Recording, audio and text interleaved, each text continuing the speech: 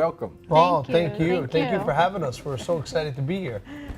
First of all, please tell us about how you met. Well, we actually knew each other growing up our whole lives. Buddy's family is his cousin, lived next door to him his whole life, and he happened to be my parents' best friends. So we used to see each other all the time when we went to visit. His family from Italy came, who also are friends with my parents, and they came over my house for dinner, well, my parents' house at the time, and they had asked me to go out with them that night. And I said okay, and I went, and that night that was the night that we got together. Okay, And how we old had- were you at the time? I was 19. No, I was 19, And I was 22. 22, I was 22. So you married very young, right? Yep. You were 21 when I got married. 21 when you married, and you were already 24, 24. 25. 24. 3 kids. 4 kids. Four kids. Four kids. 3 boys, 1 girl. Yes. Yeah. Right?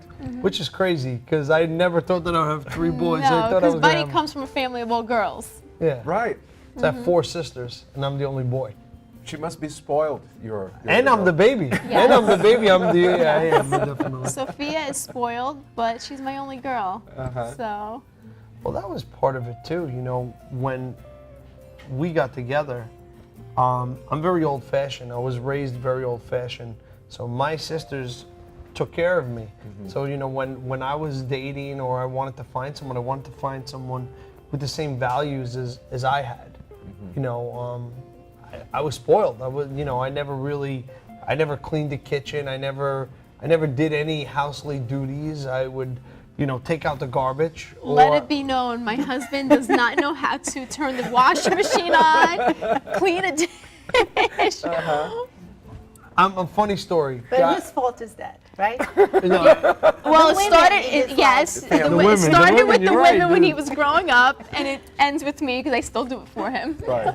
Let me ask you, you were talking about values and principles that you got from your family. What are the ones that you still hold on very dearly and you pass on to your children today? every night we wanted to have dinner as a family, shut the TV off and be able to communicate. The way I remember when I was a kid, I'm like, Dad, I want to watch TV. Like, no, it's dinner time. The family sits down and we talk and we eat. And I think that, just coincidentally, I'm a baker and I love to cook, and Lisa's an amazing cook. But more than that, I think that food brings families together. Those meals or that family time is times you'll never forget. It's a sacred moment that the Yes. family has to protect. And also, it's also another value that a lot of women have lost.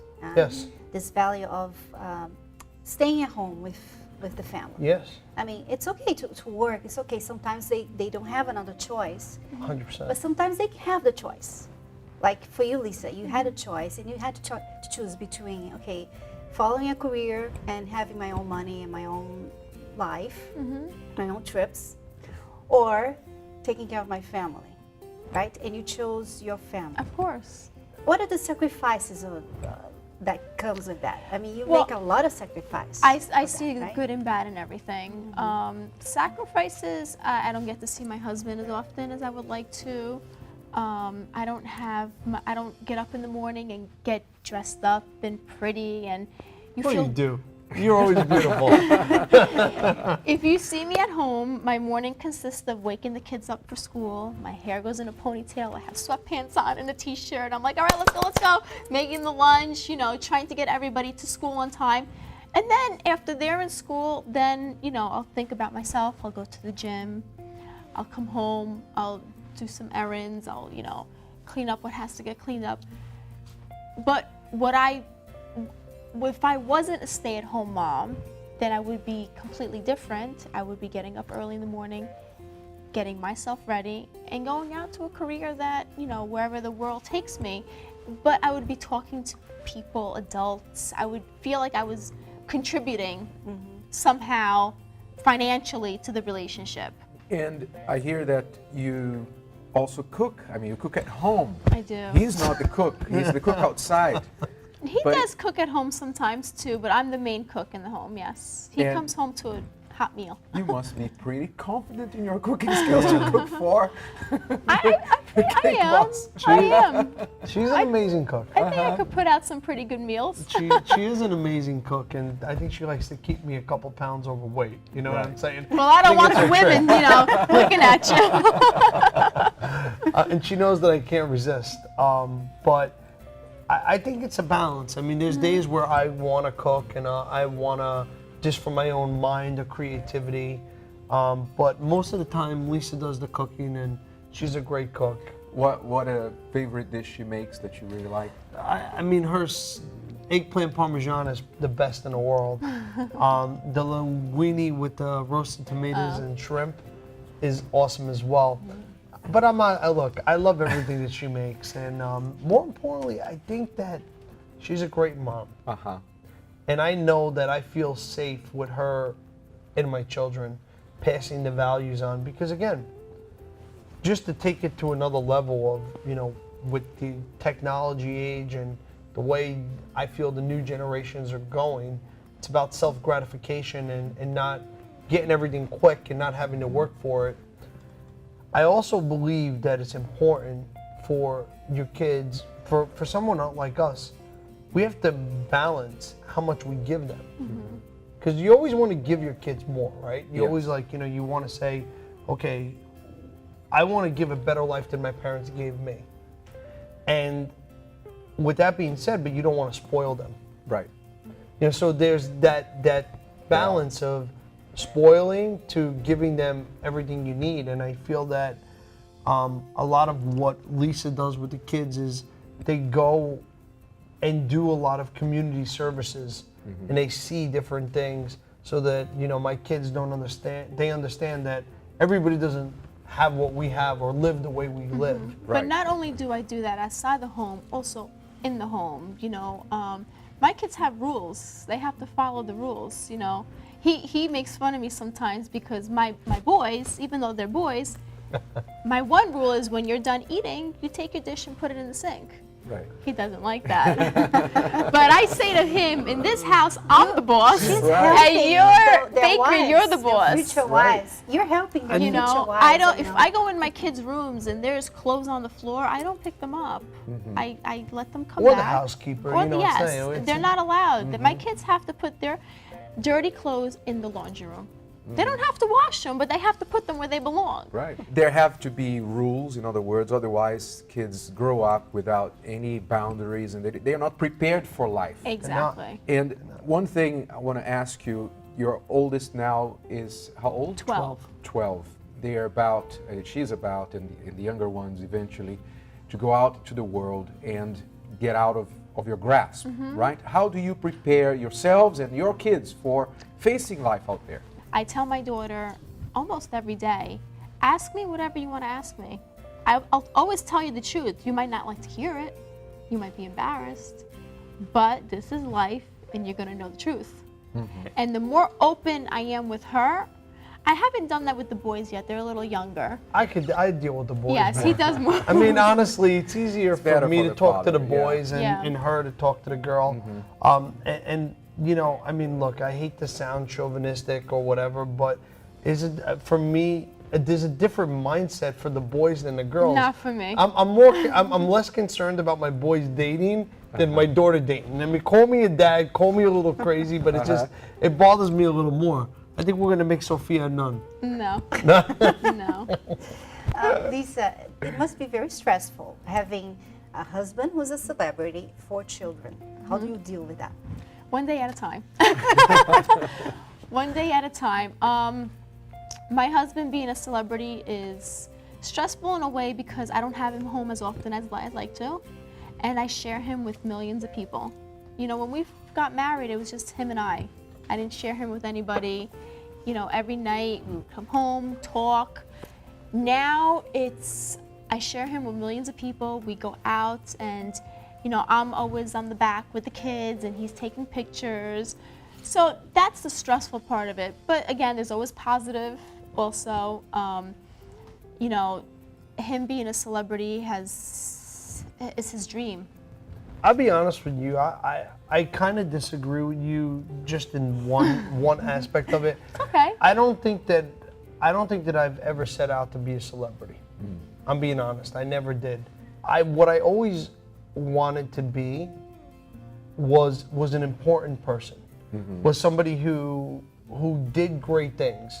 Who later on in life people look back on what I did and say, man, that guy accomplished a lot. Right. That guy inspired lots of people. That guy set up his family and his children and his grandchildren.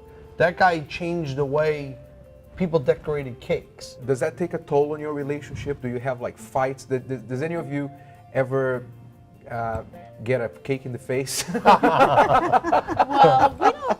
I have to be honest. We don't argue often. We don't. Thank God. And if we do, I'm not an arguer. I walk away. Right. My wife knows me enough. Yeah. I'll let you say it. If you fight fire with fire, you don't get anywhere. He's the type of person that he's a more stronger personality, so he wants to be right. But if I fight him at that moment, we're not going to get anywhere.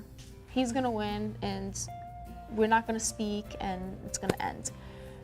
I walk away. The thing is when she does that, I think to myself, I'm like, you know what, maybe I am wrong, or maybe, if I have a little time to reflect on what we're really fighting about. Right.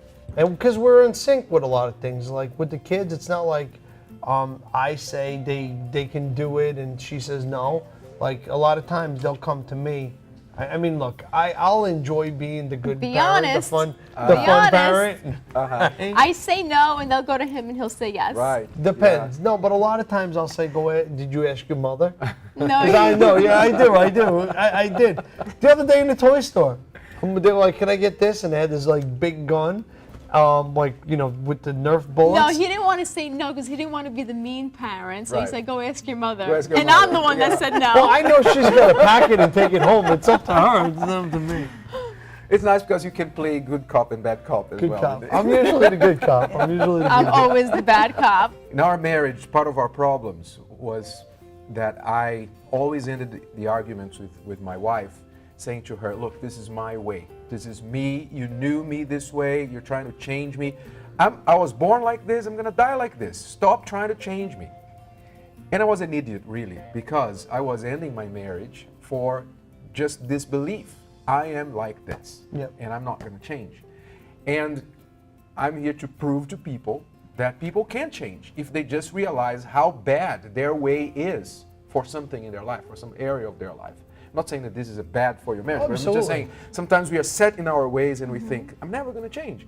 But it's possible to change if you see the problem and you say, okay, I've got to tone this down. I've got to balance this. I try to be open-minded, but sometimes when I'm on fire, I can't cool down. I need to just, cool down, and then that's the thing. You know what I mean? You can't throw when I'm on fire and throw gas on the fire, because then it's going to be. Buddy, you travel a lot. Lisa was saying it too. You're working a lot, and she's at home a lot of times. How do you, when you come home, do you do anything special to compensate? Okay, I've been out so long. I'm going to do this for you. Well, sometimes yes and sometimes no. Because again, right now, and again, this is a bad time or a bad circumstance to look at, because this is the longest I've ever been away from home. When I go home, I just want to be home. Like people say, oh, buddy, let's go out, the friends, let's go here, whatever. For me, I want to sit on my couch because I haven't sat on my couch for 3 months. And I know that sometimes it seems unfair to her, but there's just days where I just want to be home. I just want to sit in my house. I just want to eat at my table. I want to lay in my bed. I want to use my backyard and stuff like that. See, we get invited to different places. I mean, Buddy has 4 sisters, my mom's house, my sister's house, our friends' houses, but he doesn't want to leave his house. Right. So everyone always comes to my house, so I'm always doing And the it's cooking, always a lot I'm for always her. doing the cleaning. But because I'm There's not a always party home. at my house every week when he's home. Yeah, because I'm not always home. But I always try to make special time for us. I always try to come up with gifts, and I know you can't listen. it's not even about money. It's not about buying things. It's about the thought, whether it's a little gift or a big gift. And I think it's more about what you say and how you act. One thing, buddy, to keep in mind is like this. This is something I learned for our marriage. You have to think of marriage as the human body. We need oxygen, right? Sure. You can even go in the water, you can hold your breath for a minute or whatever, but you need oxygen eventually. And your wife has an oxygen cycle. In other words, from time to time, she will need a break. Yeah. And maybe for you, this break is every 6 months. Yeah. And for her, maybe it's every Saturday night or something. Yeah. You need to be attentive to that, otherwise she could die in your arms of stress. No, I know. It's important to be attentive because I have a different oxygen cycle than my wife. I can go on working without thinking of a break. Me and you for both. days, for weeks. She can't. Yeah.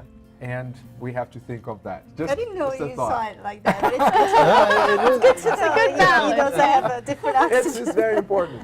But then again, you once, for her 30th birthday, you made a life-size replica of Lisa as I a did. cake. Whose idea was that? It was mine. Your idea? I would always tell her one day I'm going to make a cake of you. I'm going to make a cake of you. And that was the first one I ever did. I'll never forget that morning that I was getting ready for work because I couldn't measure her.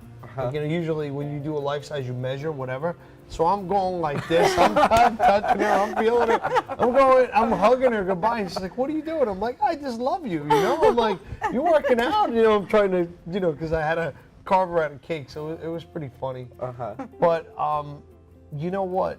No matter what, in all my success, my best and biggest accomplishment is my family. It's my wife and kids. And I'll be honest, I have an amazing relationship with my children. I feel like even though I'm busy, whatever, I am so close with them and so united with them. It's great. I feel like if anybody's relationship has suffered throughout this climb, has been me and my wife's. And but we both working hard to make it work Yeah. right. I think that we're smart enough to acknowledge when I'm wrong or when she's wrong, and we have to be able to seize the moment. I told my wife, I said, look, whether it's a day, whether it's 3 days, or whether it's a week, you have to seize the moment. Right. And no matter where it's going to be, whether we're in Brazil or Serbia or Paris or New Jersey, as long as we're together, that's all that matters. Your family will always give you support for your success. Without that, you can have Couldn't do it. success and then it will all crumble do it. down. And to help you with that, we want to give you a gift. Oh, This is Bulletproof Marriage. all right, we wrote this cool. book. I love it. The idea is marriages are under attack today. You see divorce on the rise and so on, and we give you a part of our story there and tips that worked for us and for a lot of couples that we help. This is We awesome. hope you Thank enjoy you. it. Thank you very much. It's in English too, so it's perfect. Yes. No, I think it's going to be great, but I just want you guys to know and my wife to know that no matter what, you mean the world to me. Of course I And, know. and if I don't always tell you, I'm not the man I am today without you. Thank you. Oh, nice. One last question for you, buddy. Please. A lot of men watching this see you, of course, as an example, a reference for success. It's so important for a lot of men out there to feel that they are providing for their family and they feel a failure if they don't or if they can't. What's your success, having come from the beginning? You started at humble beginnings and you made such a success. Your work ethics, your advice for men specifically who want to succeed. Absolutely. Well, I got to tell you, I started working when I was a kid. I was 11 years old. It's the values that my father instilled in me. He instilled in me the values of, look, you're a worker. You have to work. It's not worth complaining about it. You have to balance work and fun and everything else. And from learning that at a young age, when I actually started to get older and had to work, it seemed normal. It didn't seem like it wasn't normal. And I figured one thing out on my own. And after my dad died, I was 17 years old, and I had to drop out of high school to go take over the bakery. I had 30 employees, and they weren't ready for me to be the boss. I wasn't ready to be the boss. You know, I had to earn their respect. That's what my father taught me. I remember my first day at work, I went in and I said to Dad, what am I going to do? He brought me in the bathroom and he told me to clean the toilet bowl. And he did it for two reasons. He wanted me to know what it was like to be the guy to clean the toilet bowl. And he wanted to show the other workers that, look, just because he's my son, he's not too good to do it. Mm-hmm. And I think that he was setting me up to be a good boss today, to be able to have that mindset. So you have to be able to earn the respect of people. It just doesn't come because of who you are. Right. You have to be the first one in, the last one to leave. And those are the things my dad taught me. What I learned is that after about 6 months after my dad died, things were rocky. And we didn't know what the future of the bakery was. And I made a vow to myself, and I learned that I have an inner desire to never give up, no matter how big the challenge is, no matter what I have to do to make this work, I'm going to make it work. Mm-hmm. No matter if I have to work, 20 hours a day, whether 7 days a week, I am not going to fail. And I started to believe in myself, and I believed that when I do something, whether I'm going to film a show here in Brazil, whether I'm making a giant cake, whether I'm going to do whatever it is, I believe that I can do it. And I believe that there is no can't, there is no want. Right. I mean, what do you say all the time, honey? What don't I do? Fail. Mm-hmm. He does not fail. Mm-hmm. No matter what I have to do not to fail, I believe I'm not going to fail. And I feel like that energy becomes reactive. It becomes, where everybody infectious. Right. So when I think like that, my team thinks that we're not going to fail, and we create the most amazing things. Mm-hmm. So you have to believe in yourself. You have to do it through hard work and respect. And you do have to, if I didn't know that my wife was with the children and making sure that everything was at home and my mind was at ease at that point, I couldn't do what I do. Mm-hmm. So it's about balancing home, but knowing that you can do anything in this world. Right. Thank you very much, Buddy Thank you Valastro guys and so Lisa. much. Thank you. you. You got it.